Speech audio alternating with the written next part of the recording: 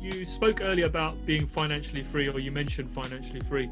Do you mind telling the listeners what financially free is? Because I reckon there'll be a few people on here that don't actually realize what it is.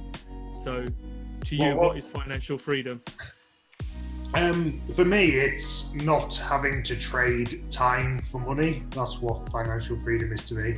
I even don't call it retirement, because that's, as far as I'm concerned, is that I'm retired. When you retire from, most people retire, they finish working and they're supported by kind of some other means. And instead of it being a pension, it will hopefully be my property portfolio that's supporting me. So that's what I see financial freedom as. And I also think a lot of people overestimate what number they need for financial freedom. So we reckon we can be financially free off 3 HMOs. We've said 5, so we've got some buffer. Don't want to be just literally cutting it fine and go above the threshold. But it doesn't take as much as some people think.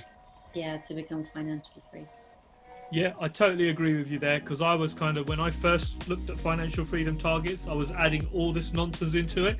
And then I realized it's actually a very, very small number. And like you guys said, for you, it's 3 HMOs. And for me down here, it's 2 in London. And you hit that financial freedom. But for me, financial freedom is waking up every morning and every single thing in your life in terms of bills is just covered.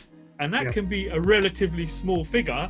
And then on top of that, what you're making from your properties allows you to have the lifestyle that you want. And I think this is where people get very confused with it, where they think, oh, my financial free number needs to be 15 grand a month.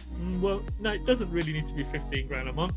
It might need to be your lifestyle number, but your financially free number is actually a lot smaller than you actually think it is. Yeah, definitely.